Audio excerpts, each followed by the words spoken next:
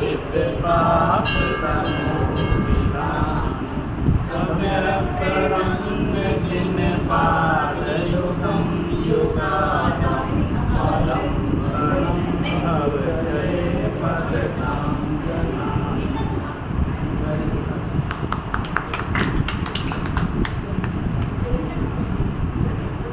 ये छतरपुर पे सुनने आती थी शाम को रोज, शास्त्र स्वाध्याय सुनने आती थी अपने पापा को, है ना। नमः श्री वर्धमानाय कलिलात्मने सालोकानां त्रिलोकानां विद्यादर्पणाय।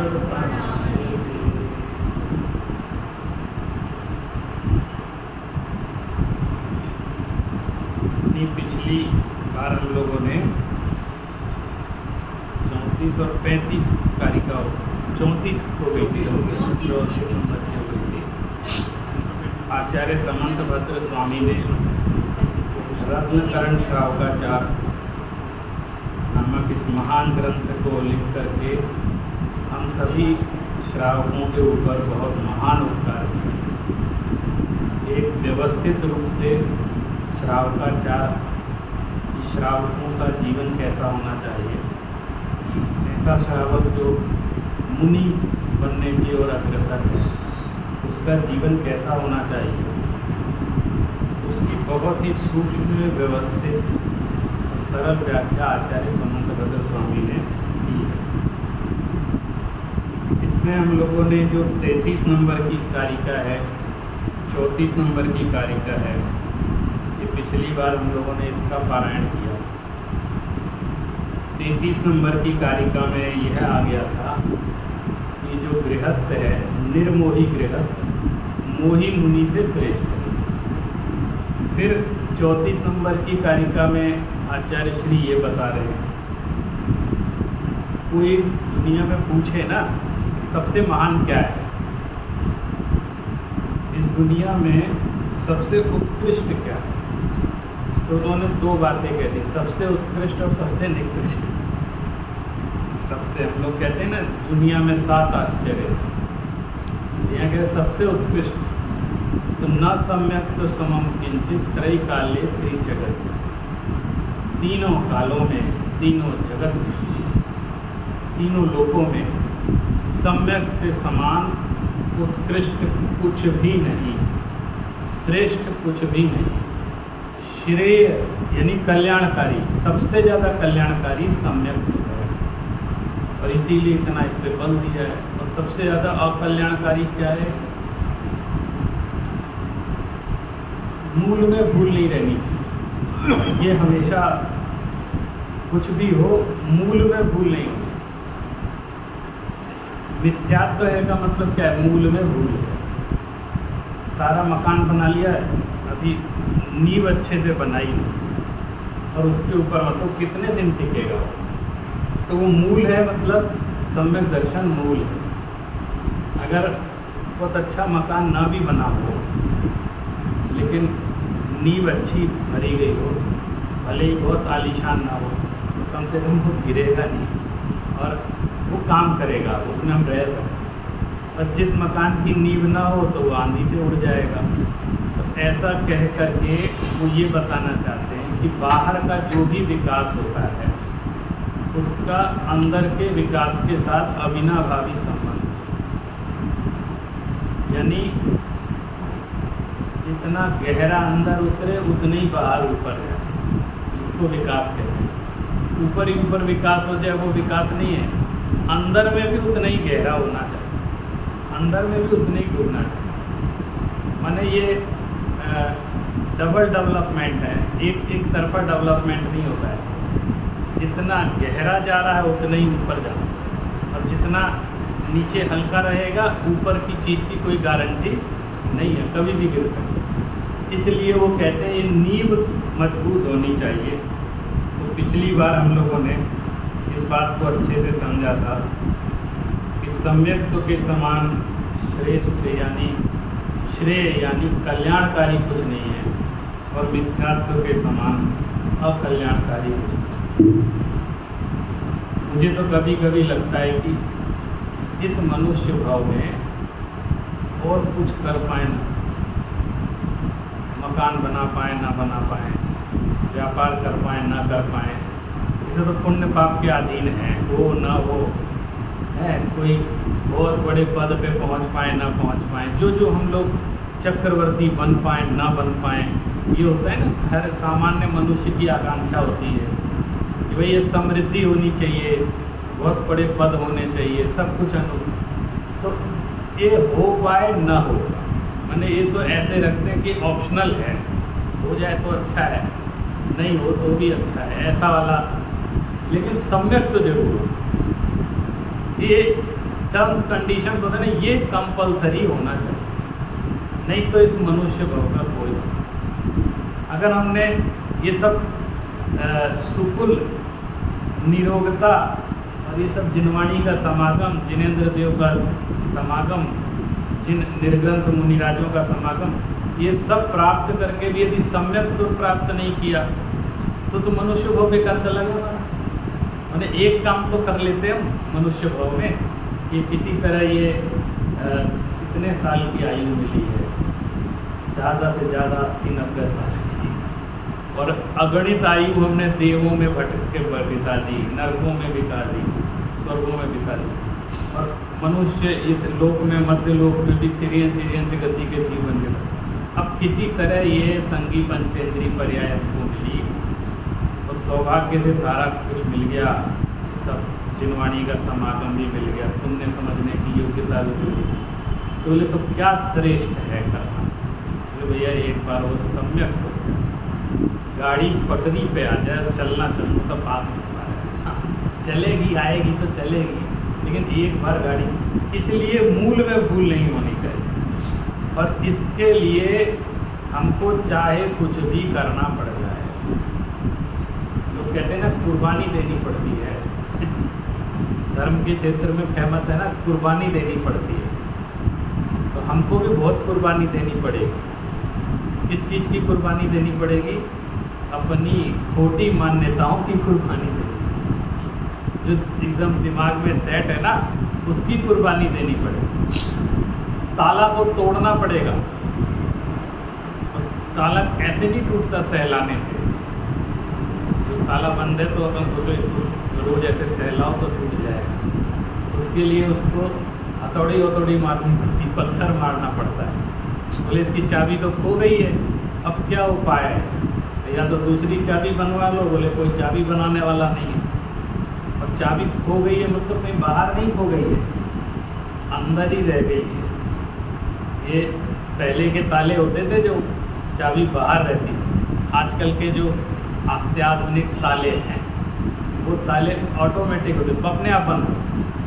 हम चाबी लेना भूल गए, चाबी अंदर छूट गई और वो अपने आप बंद हो गई। अब क्या उपाय है? बोले उसको तोड़ना पड़े। मैंने ये ऐसा इस पे उदाहरण फिर बैठता है कि वो जो पहले के समय में नहीं समझ में आता था, रहता चाबी बाहर खो गई, असल में सम्यक की चाबी तो अंदर ही रह गई। और हमको वो प्राप्त कैसे होगी? जब इस मिथ्यात्व के ताले को तोड़ेंगे। और तोड़ना शब्द इसलिए महत्वपूर्ण है कि मान्यताओं को तोड़ना ही पड़ता है, सहलाने से काम। एक बार झटका तो लगता है, अरे हम हमेशा से मानते आ रहे थे, अचानक अरे हम ऐसे कैसे छोड़े। तो वो एक बार झटका, एक जोर का झटका लगाओ, वो ताला टूट जाएगा, द्वार खुलेगा और सम्यक्त्व प्रकट हो जाएगा। इस सम्यक्त्व के प्रकट होने के लिए उस मिथ्यात्व के ताले पर एक जोरदार हथौड़ा मारना बहुत जरूरी है। ऐसा इसलिए भी कह रहे हैं क्योंकि इसके बिना बात बनेगी। आज हमको 35वीं कारिका समझनी है। इसमें विशेष रूप से ये बताया गया है, जो सम्यक दर्शन के लक्षण वगैरह अभी तक समझा दिए, भेद प्रवेश समझा दिए। भाई इस जगत में ना बिना विज्ञापन के कोई काम नहीं चलता है। किसी भी वस्तु का कितनी अच्छी चीज़ हो, जब तक उसका एडवर्टाइजमेंट ना हो, कोई सुनने समझने तैयार।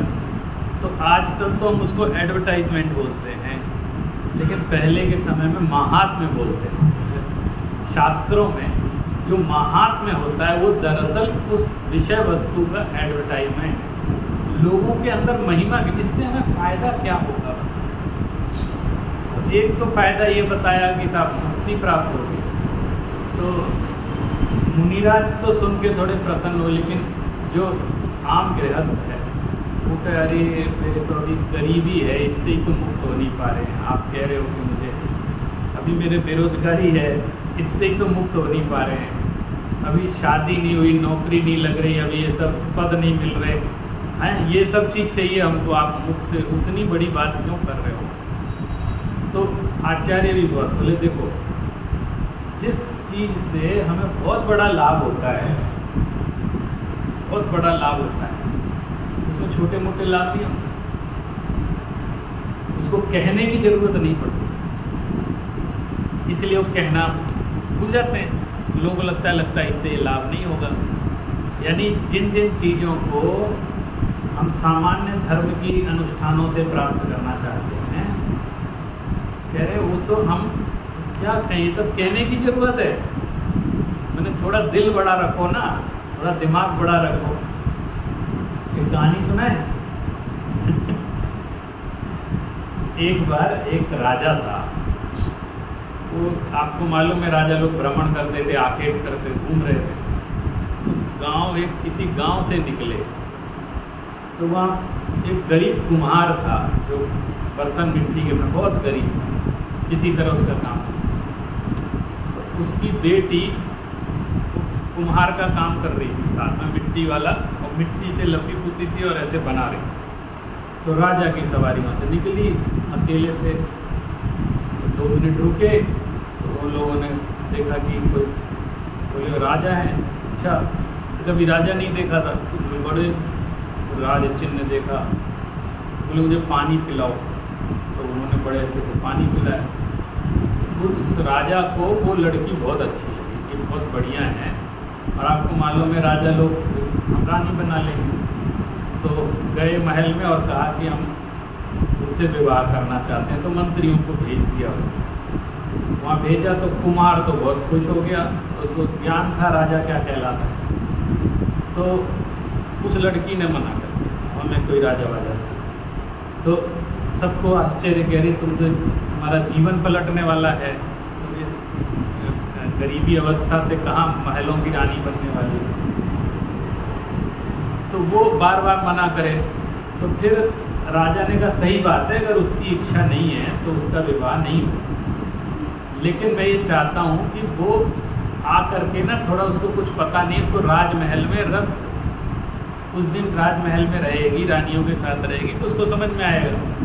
तो उसको बुला लाए कि तुम विवाह नहीं करेंगे, तुम कुछ दिन रह के देख लो, फिर तुम्हारा मन नहीं हो तो वापस चलिए। ऐसे करके उसको बुला लिया। अब रानियों से कह दिया ये तो शादी करने वाले हैं, तुम इसको सब बताओ कैसा क्या होना है। तो रानियों ने सबने बताया कि तुम्हारे तो भाग्य खुल गए, राजा के यहाँ तुम रानी बनोगी। तो वो परेशान, पूछे क्या हो गया। अरे तुमको पता नहीं है, यहाँ तुमको महल में रहने को एक बड़ा कक्ष मिलेगा। अच्छा, और क्या होगा? तो बोले दास दासियाँ मिलेंगे, इतने महंगे आभूषण मिलेंगे। बोले अच्छा, और क्या होगा? सब पूछती रही। उन्होंने बहुत वर्णन किया रानियों ने कि इसका ऐसा होगा, ऐसा होगा। फिर भी उसके मन में लोगों को लगा इसको भोजन वोजन की बात भी, कुछ अच्छा खिलाओ। फिर यहाँ बहुत हलवा पूड़ी मिलेंगे, बहुत अच्छे 56 भोग मिलेंगे। अच्छा अच्छा, तब भी वो ना खुश नहीं हो रही थी। तो सब अंत में पूछा एक ने कि एक तू बता, तुझे चाहिए क्या? हम तो तुझे सब बता रहे हैं, लेकिन तुम्हें क्या चाहिए? जैसे तुम्हें राजा पसंद नहीं है क्या? बोले नहीं, सब पसंद है, लेकिन मन में थोड़ा सा क्या क्या। बोले रोटी मिलेगी कि नहीं मिलेगी? क्या बात करती है? बोले आपने सब गिनाया, हलवा पूड़ी गिनाया, दुनिया के वैभव गिनाए, लेकिन आपने 4 रोटी की बात तो की नहीं कि यार मुझे हम जहाँ रहते हैं ना, मुझे रोटी खाना मुश्किल है, मुझे रोटी चाहिए। तो रोटी की नाम ही नहीं ले रहे आप। तो सब ने कहा अरे इसकी गलती नहीं है इसको पता नहीं है इसको क्या मिलने वाला है, इसका जो भाग्य खुला है ना, उसकी भी इसको महिमा नहीं है। अभी इसको खबर नहीं है कि कितनी बड़ी इतनी बड़ी लॉटरी हाथ में लग गई, इसको खबर नहीं है। अब राजा के यहाँ आके हम ये कहेंगे कि तुम्हें रोटी मिलेगी यहाँ, कोई बोलेगा ये बात? अरे वो तो अंडरस्टूड है, इसको कहने की क्या ज़रूरत? अब बताओ, इसको कहने की क्या ज़रूरत? हम देवादिदेव अरिहंत भगवान का अभिषेक करेंगे तो पैसा मिलेगा, नौकरी मिलेगी, शादी हो जाएगी। अरे ये विज्ञापन, ऐसे विज्ञापन होते हैं? ये कहने सुनने की ज़रूरत है? ये तो घास फूस है। जब आप महल बनाओगे, बार तो अपने ही आप उगाते हैं। ये तो क्या बाई प्रोडक्ट है। जब खेत खलिहान में अनाज उत्पन्न करने के लिए खेती की जाती है, भूसा उत्पन्न करने के लिए खेती नहीं की जाती। भूसा तो अपने आप होता है। कहले साहब हम तो इसलिए खेती कर रहे हैं ताकि पशु पक्षियों को चारा मिल सके। अरे पागल, चारे के लिए खेती होती है? खेती तो अनाज के लिए होती है। तो ये तो उसके बाई प्रोडक्ट वो होते ही होते हैं, उसके लिए नहीं किए जाते। इतना ही समझना है, इतना ही सा समझना है। नहीं साहब हम तो इसीलिए आए, हम तो इसीलिए करते। तो वो कहें भाई आपकी अब बुद्धि पे हमें तरस आता है। हीरे की दुकान में जाकर कहते हो कि आपके यहाँ 2 रुपये किलो का नमक है कि नहीं है। जहाँ रत्न मिल रहे हैं, जहाँ रत्नों की दुकान है, वहाँ पे आप कह रहे हो हमें तो रोटी मिलेगी कि नहीं मिलेगी, उससे मांग रहे हैं। तो या तो हम गलत दुकान पर आ गए हैं या हमारी समझ में नहीं आ रही है बात कि रत्नों की दुकान पर वही व्यक्ति जाता है जिसके ये सब के प्रश्न ही नहीं होते। फिर रत्न खरीदने की जिसकी औकात है, उसके मकान होगा कि नहीं होगा, उसका घर होगा कि नहीं होगा, गृहस्थी होगी कि नहीं? अरे सब होगी, इसके बाद ही चढ़ने की हिम्मत रखता है वो, तभी आया है। ऐसे आम आदमी नहीं घुस सकता वहाँ खरीदने के लिए, सोच भी नहीं सकता। वैसा ही चिंतन, वैसा ही बिल्कुल ये। अब हमको तो जिनेंद्र देव, आचार्य देव ये कह रहे हैं कि तुम्हारी बुद्धि पे तरस आता है, तुम कहाँ आके क्या मांग रहे हो, किस चीज़? तो हम विज्ञापन किस चीज़? तो आचार्य जब सम्यक्त की महिमा बताते महिमा ने उसका लक्षण स्वरूप उनको लगा कि जो संसार के लोग हैं ना, ये बिना लौकिक आकर्षण के मानेंगे नहीं। इनको कुछ तो ये बच्चे हैं प्राइमरी के धर्म के क्षेत्र में, तो इनको पढ़ाना भी होना तो ये बताना पड़ेगा कि यहाँ झूला झूलने को मिलता है स्कूल में इसलिए स्कूल आओ ताकि झूला झूलें। फिर झूला झूलेंगे तो कुछ तो पढ़ा वढ़ा भी देंगे साथ में। तो ऐसा सोच करके उन्होंने यहाँ पर सम्यक दृष्टि जीव जिसने एक बार सम्यक की प्राप्ति कर ली, उसको क्या क्या नहीं मिलता है इसका बता। सम्यक दर्शन शुद्धा, पढ़िए। सम्यक दर्शन शुद्धा नारक तिर्यक नपुंसक स्त्रीत्वानि, दुष्कुल विकृताल्पायु दरिद्रतां च व्रजन्ति नाम विव्रतिका।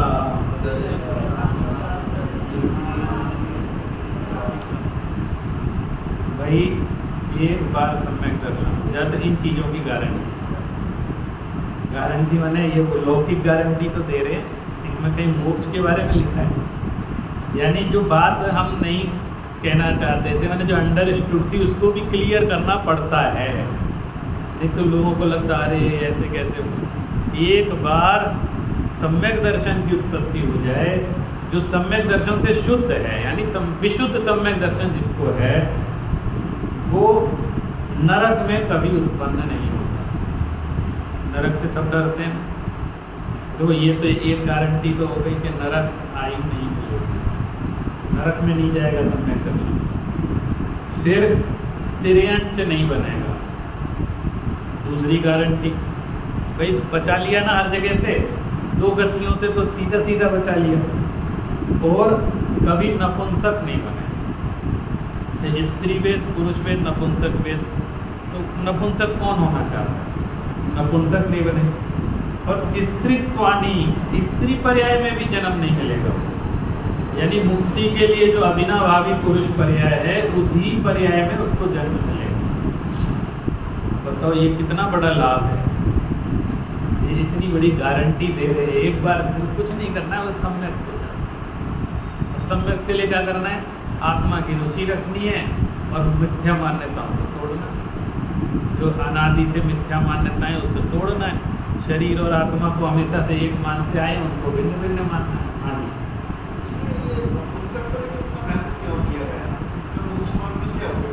किसका? नहीं, मोक्ष मार्ग में उपयोगिता नहीं है, अनुपयोगिता है। नपुंसक जीव तो कहीं किसी काम का नहीं रहता ना, मुक्ति भी प्राप्त नहीं करता। तो जो चीज़ माने जो एलिजिबिलिटी है जीव की, जिस मुक्त जीव की जो एक कंपलसरी चीज़ है, वो उसको रह जाएगी। बाकी जो उसकी डिस्क्वालिफिकेशन है वो रिमूव हो जाती है। यानी सम्यक उत्पन्न हुआ तो इन चीज़ों की गारंटी हो गई। अब बताओ ये लाभ है कि नहीं भाई साहब? लाभ है ना। जो लाभ, और कौन कौन से लाभ के नाम? बोले नहीं, कुछ और भी थोड़े थोड़े से बता दो। दुष्कुल किसको कहते हैं? ऐसे कुल में जन्म नहीं होता जो अनाचार करते हैं, जो अनीति अभक्ष्य का पालन करते हैं, या जिन कुलों में शुरू से ही पाप चला आ रहा है। कुल भी पाप वाले होते हैं ना, मैंने उनके कर्म ही वैसे ही हैं। साहब हम तो खानदानी माफिया हैं। हमारे यहाँ तो पिताजी भी ऐसे ही थे, दादाजी भी ऐसे ही थे, और हम लोग तो, और हर तरह के व्यवसाय ऐसे हैं जिनको हम दुष्कुल में ले सकते हैं। कुलहीनता ये बहुत बड़ी चीज़ मानी जाती है। ऐसे कुलों को बहुत पवित्र माना जाता है जिस कुल में कभी किसी पर कोई ऐसा दोष ही नहीं आया जो समाज के द्वारा बहिष्कृत हुए हों, धर्म के द्वारा उनको लांछन प्राप्त हुआ हो, ऐसा कुछ नहीं हुआ। वो कुल शुद्धि वो कहलाती है। लोग शादी विवाह में कुल शुद्धि का क्या पता लगाते हैं? यही तो देखते हैं, माने अरे इनके खानदान में ऐसा ऐसा हुआ था। पहले तो ज़्यादा सोचते थे इस चीज़ को, लेकिन अच्छा अब उस परिवार का उससे कोई मतलब नहीं है, लेकिन अरे नहीं इनके खानदान में ऐसा हुआ था, अपन को इनके यहाँ शादी नहीं करते। इतना विचार करते हैं। पहले करते थे ज़्यादा कि भैया ऐसे ऐसे। तो ये क्या था? कुल शुद्धि। इनकी कुल परंपरा में ऐसा हुआ था, तो उसका कुछ ना कुछ अंश उनके कुल में रहा होगा, इसलिए वो इतना विचार करके वहाँ पर संबंध वगैरह, पहले इस पर बहुत ज़्यादा विचार होता था। तो कुल शुद्ध, दुष्कुल में जन्म नहीं मिलता। ऐसे ये होता है कि नीच कुल है। अगर कोई गैर परिवार में पैदा होकर अगर मांस भक्षण करने लगे तो अब नीच कुल कहलाएगा। ये आप इसको जो कुलहीनता है ना, इसी से समझना।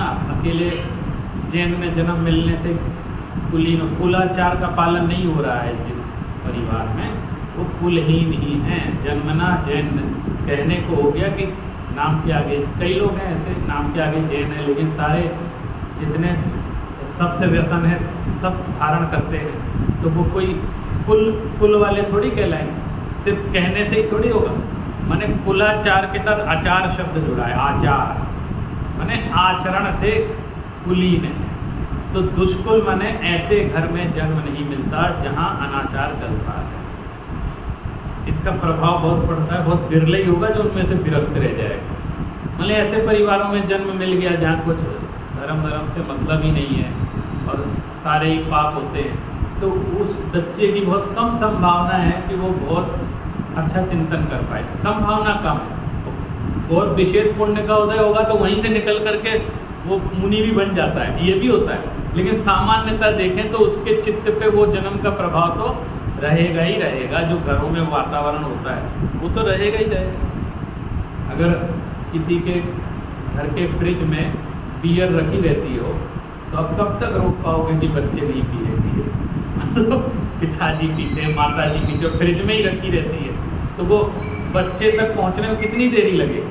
और जहाँ रखी नहीं रहती तो वो विचार ही नहीं आएगा उसको। तो एक कुलीनता इसको कहते हैं। आप सब लोग कुलीनता आचार से ही चलती है वास्तव में देखा जाए तो। जिन परिवारों में इस तरह के आचरण रहे हैं वो कुलीन कहलाते हैं। फिर क्या होता है, चूँकि जैन परंपरा में वो इस तरह के व्यसनों से प्रायः लोग दूर रहते थे, प्रायः मतलब अधिकतर तो वो कहते हैं सब कुलीन है, अच्छे कुल के लोग हैं, ऐसा मान करके चलते। और देखिए ऐसा होने पर विकृत, कौन चाहता है कि मैं विकलांग हो जाऊं?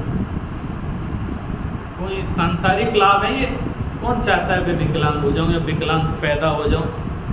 कई बच्चे जन्म से ही विकलांग होते हैं, है ना, कि किसी के हाथ नहीं, पैर नहीं, कोई सुनाई नहीं देता, कुछ दुनिया भर की बात। और कोई ऐसे विक्षिप्त टाइप के पैदा हो, जीवन भर विक्षिप्तता रहती है, उनके इलाज ही चलता रहता है। तो वो ये जो सम्यक दर्शन जिसको मिल गया, जिसको एक बार उत्पत्ति हो गई, उसकी गारंटी दे रहे हैं कि वो कभी विकृत अंग वाला नहीं हो।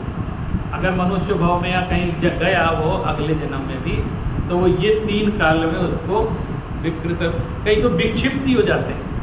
विक्षिप्तता तो सबसे बड़ी विकलांगता है। किसी का हाथ पांव फट जाए तो भी सम्यक दर्शन कर सकता है, लेकिन दिमाग ही खराब हो जाए तो कुछ भी नहीं कर सकता। तो जिसका ये इससे सब कुछ जुड़ा हुआ है ना, अब जो ये चौपट हो गया तो वो सब कुछ अच्छा होते हुए किसी काम का नहीं। तो आप सोचो विकृत नहीं होता।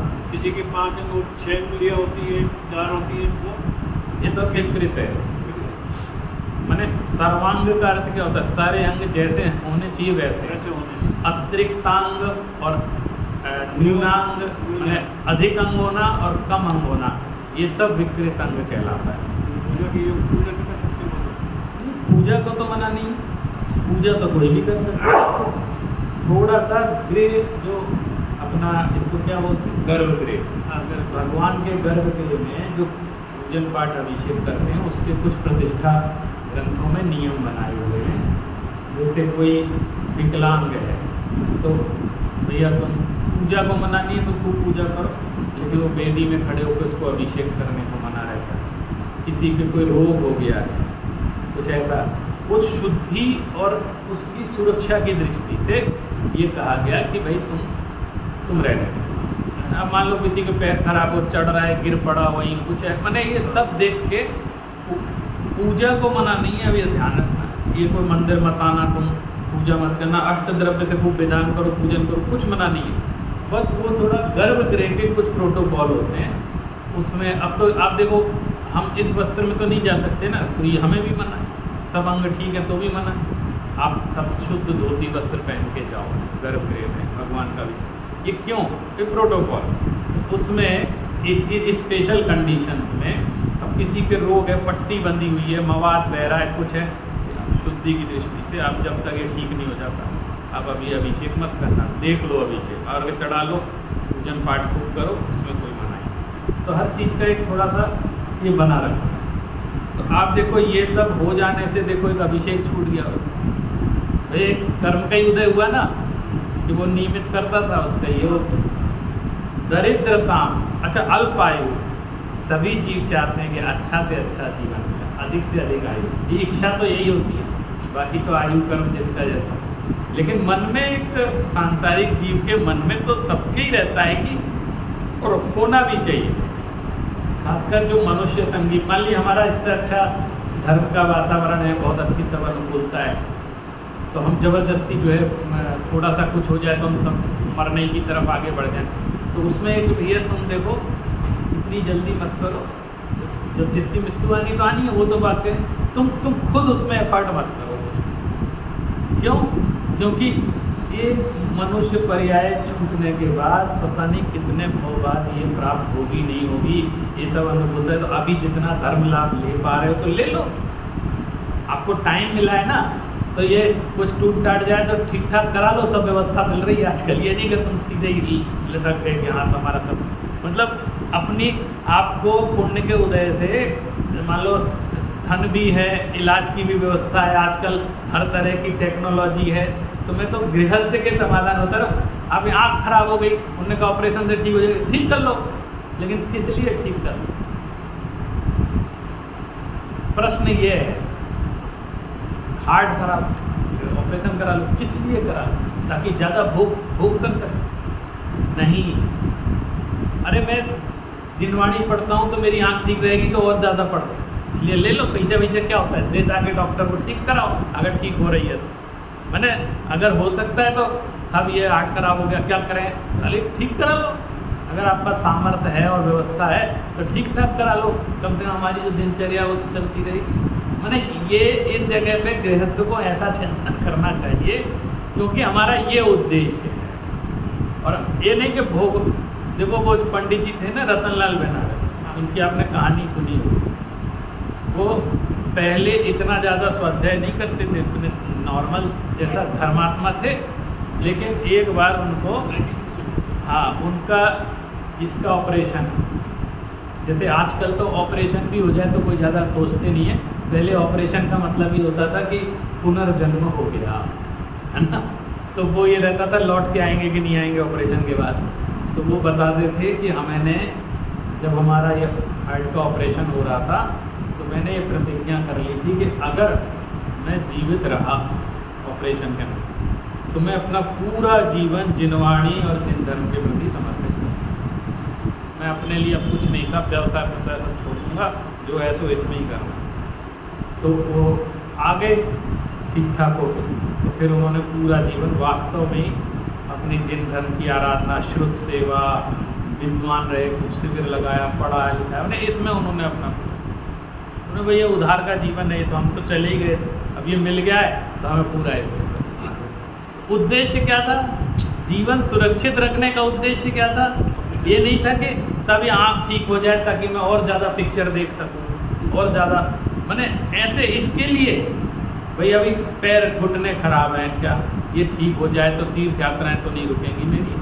तो ये उद्देश्य से उसने अपना, तो उद्देश्य क्या है? तो कह रहे हैं देखो अल्प आयु ये भी सम्यक दृष्टि जीव के नहीं होगा, माने अकाल मरण नहीं होगा उसका, गारंटी दे रहे हैं हर चीज़ की। अब इससे ज़्यादा क्या गारंटी दें बताओ, है ना। अकाल मरण नहीं होगा, उसकी जब आयु जैसी होगी तब होगा। और दरिद्रताम न प्रजनती, सबसे बड़ा रोग है दरिद्रता का। संसार का सबसे बड़ा रोग क्या है? दरिद्रता। लोग कहते हैं कुछ हो जाए लेकिन दरिद्रता नहीं रहनी चाहिए, गरीबी नहीं रहनी चाहिए, कम से कम संपन्नता ऐसी हो कि हमारे कोई काम रुके नहीं, सब कुछ हो जाए ऐसा। तो भले सम्यक दृष्टि जीव के दरिद्रता भी। अब इतना सब के लिए करना है कि एक सम्यक दर्शन करना है। अब एक अगर एक बीमा पॉलिसी जैसा है, बोले आप ये बीमा पॉलिसी खरीद लो, तुम्हारा सब हम ठीक करवाएंगे। तो ये इतना सा ही करना है, सिर्फ सम्यक दर्शन। सम्यक दर्शन के इसके प्रसंग में एक दो बातें और बताता हूँ कि अगर किसी को पहले आयु बंद हो गया सम्यक दर्शन से पहले, तो उसको एक बार वहाँ जाना पड़ता। जैसे नरक आयु बंद गई, सम्यक दर्शन था नहीं, और उसके बाद उसने सम्यक दर्शन प्राप्त कर लिया। तो ये है कि ऐसा नहीं है कि नरक आयु खत्म हो जाएगी एक बार उसमें, लेकिन उसमें भी पहले नरक से ज़्यादा आगे वो नहीं जाएगा। हाँ, वही जैसे कहानियों में भी आता है। तो एक कंडीशन ऐसी है कि चूंकि वो पहले बंद गई तो एक बार वो भोगने में आती है, लेकिन सम्यक दर्शन है तो देखो कह रहे उसमें भी कंडीशन है, नरकों में भी सम्यक दर्शन हो जाता है जीव। तो सम्यक दर्शन से युक्त जीव हर तरफ से फायदे में रहता है। और दूसरा इसमें एक शब्द है नाप्य प्रतिका, ये मिनिमम कंडीशन बता दी। नाप्य प्रतिका माने यदि उसके व्रत नहीं है तो जो सम्यक दृष्टि जीव है और अव्रती है उसको इतने लाभ, और अगर व्रत हो जाए तो और पता नहीं कितने लाभ। ये देखो मैंने एक कई चीज़ों के ऐसे कम से कम चीज़ बताते हैं ना, देखो इतने से मैंने होगा सम्यक दर्शन नाप्य प्रतिका कह दिया, यानी चतुर्थ गुण स्थानवर्ती सम्यक दृष्टि, यानी उसके व्रत तो है नहीं, सिर्फ सम्यक दर्शन, दृष्टि शुद्ध हुई है बस, और कुछ नहीं हुआ। कोई व्रतों का पालन नहीं शुरू हुआ, कोई ऐसा विशेष काम धर्म का जो हम जानते हैं उसने कोई शुरू नहीं किया है, लेकिन ये ठीक हो गया है, उसको समझ में आ गई बात, अंदर में रुचि जग गई है, असली वेद विज्ञान हो गया है, इतना हो गया तो फिर इतने में ही इतना लाभ है। और उसके बाद कुछ अगर व्रतादि भी आगे उसको जीवन में होते हैं तो सम्यक दर्शन के साथ व्रतादि करके तो और कितना अधिक उसको लाभ की प्राप्ति नहीं है। यानी इतनी बात कहने का उद्देश्य ही यही है। तो इसमें जैन धर्म कुलाचार का तो पालन करना पड़ेगा ना, आवृत्ति को भी। देखो एक चीज़ आप ध्यान रखना, माहौल ऐसा हो गया है कि हम छोटी छोटी चीज़ों को व्रत समझने लगे। व्रत बहुत बड़ी चीज़ हो, जैसे अब चारों तरफ अनाचार है। जैसे शराब नहीं पीना कोई व्रत थोड़ी है ना, लेकिन लोग कहते हैं हमने शराब नहीं पीने का नियम ले रखा है, तो ऐसा लगता है बहुत बड़ा व्रती है कि नहीं। मैंने चीज़ें ऐसी ऐसी होती जा रही हैं कि फिर लगता है कि यार इतना ही कर ले, इतना ही बहुत है।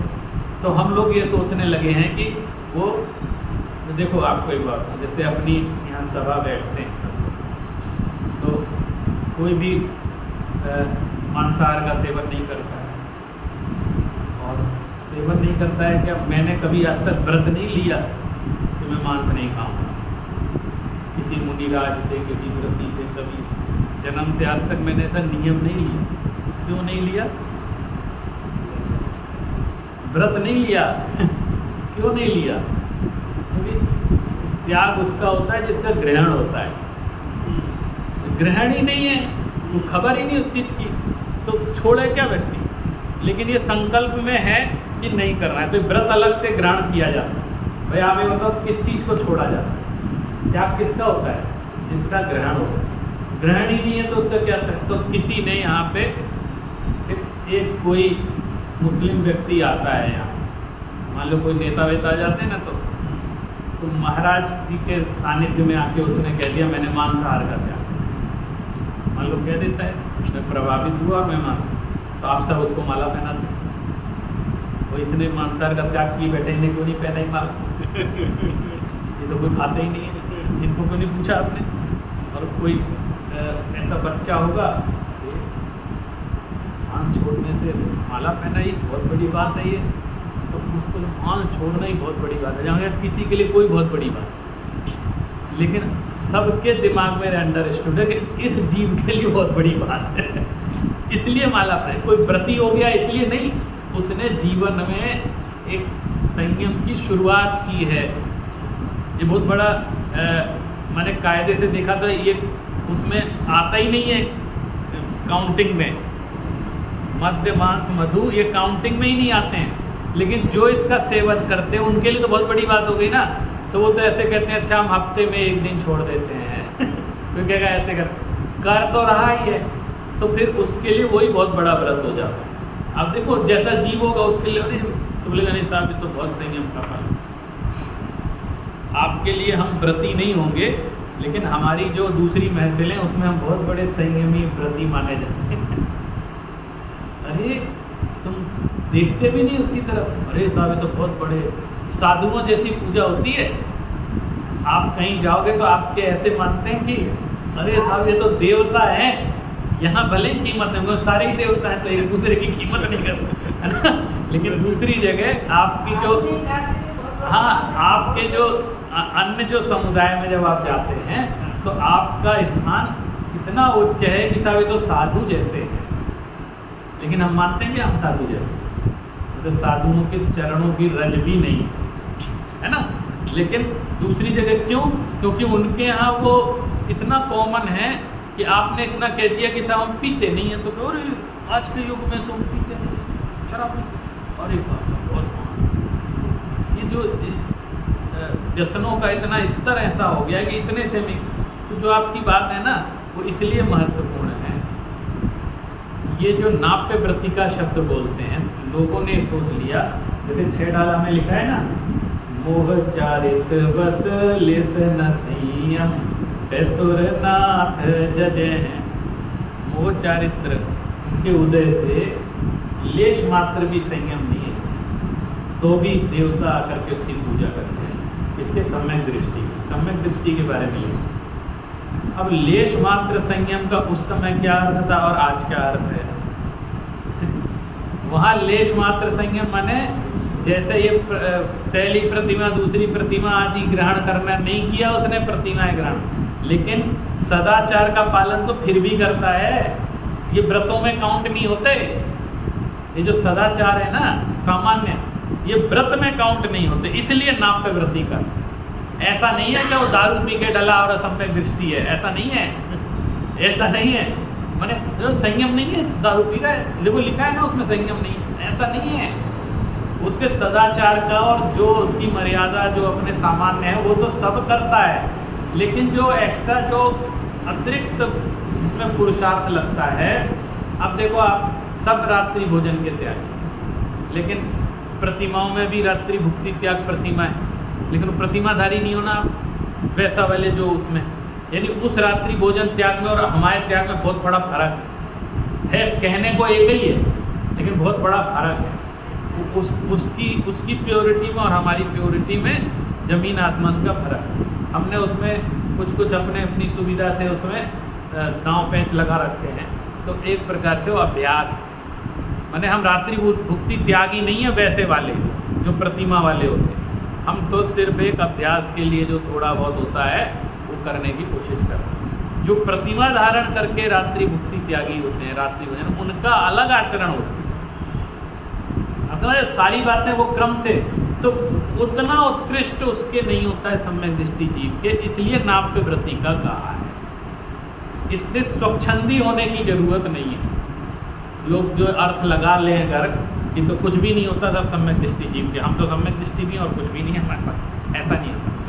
सब पालन करता है, वो सदाचार बना रहता है। सदाचार भी और सदाचार में एक्स्ट्रा भी, मतलब शेर को सम्यक दर्शन हुआ तो वो केवल झरने के पानी को शास्त्रों का, वो मांस का बर्तन धीरे धीरे छीन करते हुए, हाँ, माने उसके जीवन में कुल मिला के सब कुछ अच्छा रहता है। ऐसा नहीं है कि वो अय्यासी कर रहा है, सम्यक दृष्टि है, ऐसा नहीं है। यहाँ जो प्रसंग है ना, ये बहुत उत्कृष्टता की अपेक्षा बतलाया जाता है उस समय के। हाँ, सदाचार रहता है, मैं कह रहा हूँ ना, जो जिन धर्म का भक्त है तो वो उसके श्रद्धा में ये सब नहीं आएगा। अब ये तो सिंपल चीज़ है, उसकी श्रद्धा के अंदर क्या ये इंक्लूड नहीं है।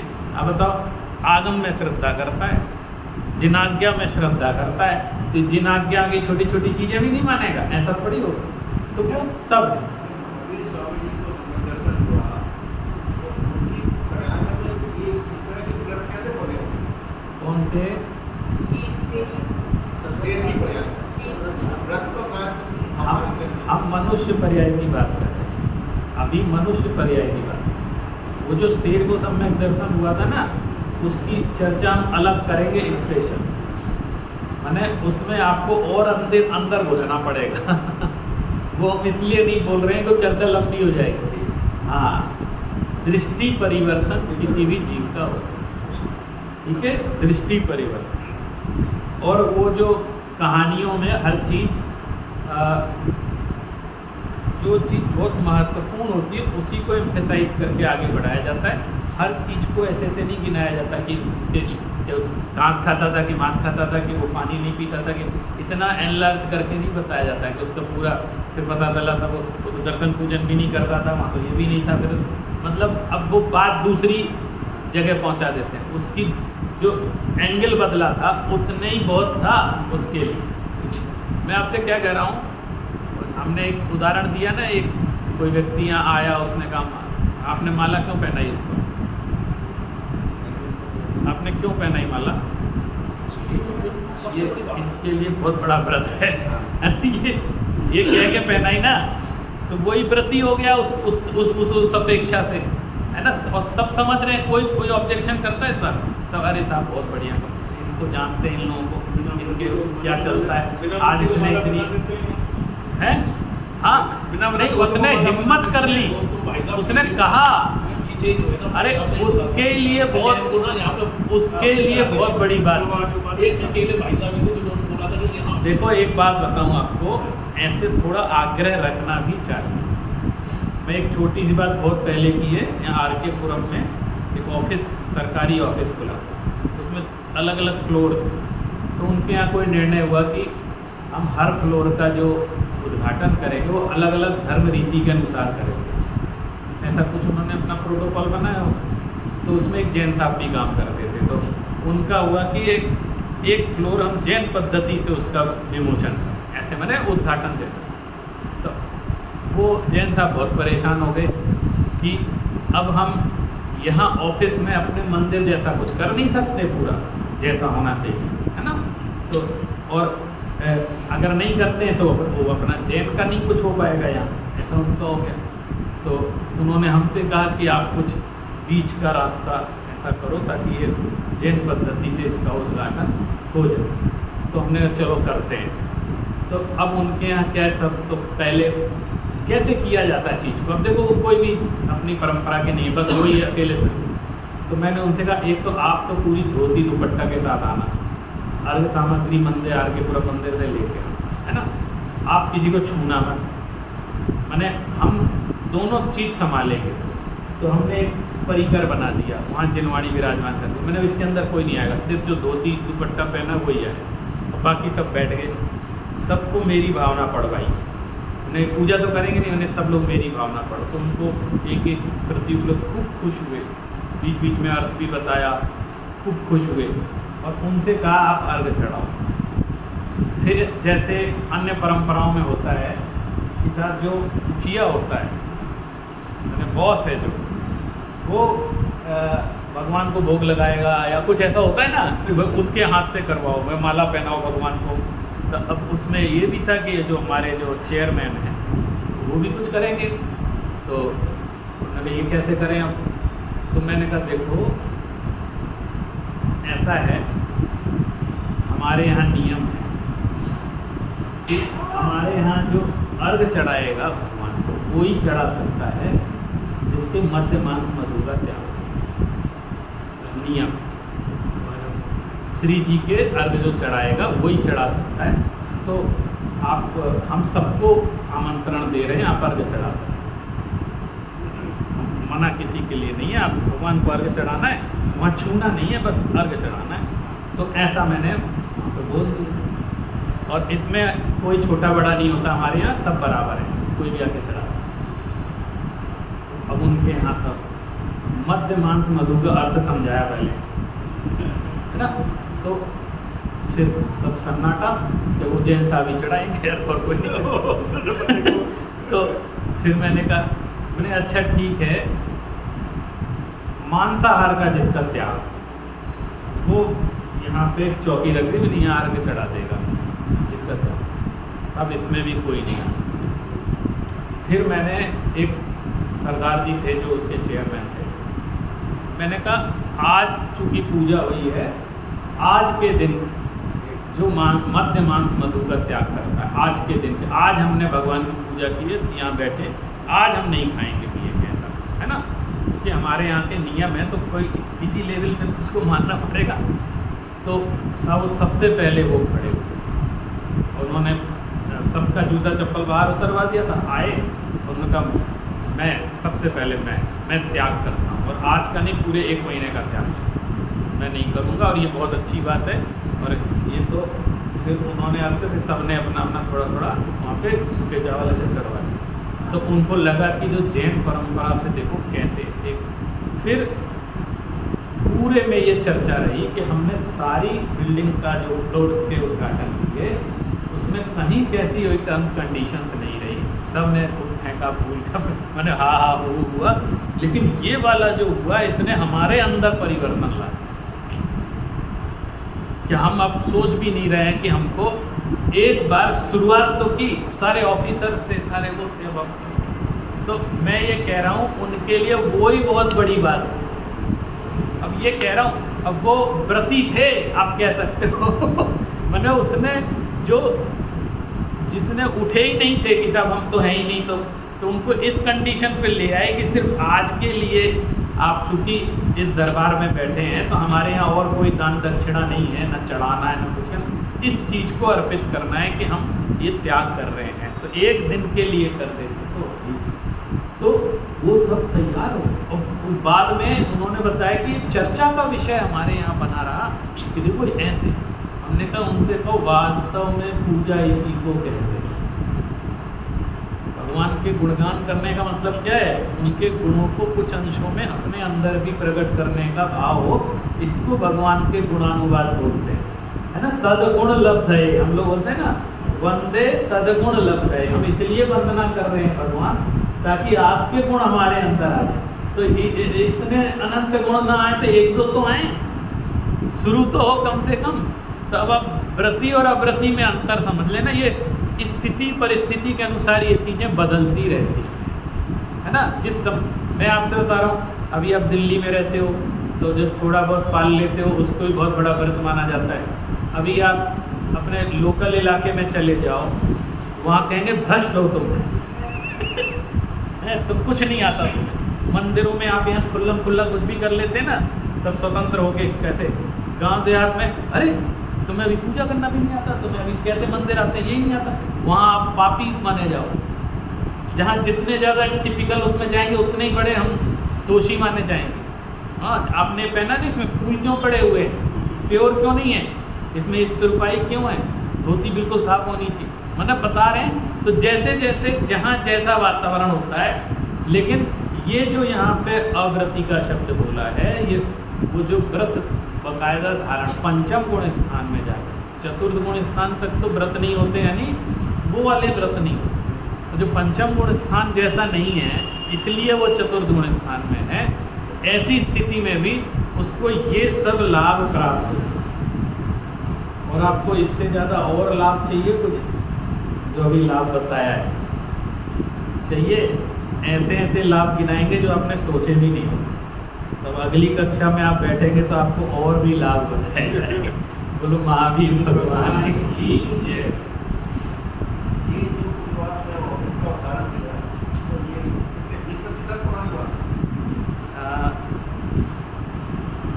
हाँ, 23-24 साल की तो बात है। तो ये मतलब प्रैक्टिकली आपने कराया था, बहुत खुशी हुई। हाँ, मैंने मैं उनका, आप जानते होंगे अभय कुमार जी है ना, एक थे आर.के. पुरम में, तो शायद वो फरीदाबाद में रहते हैं। मतलब उनकी प्रॉब्लम थी वहाँ पे उस समय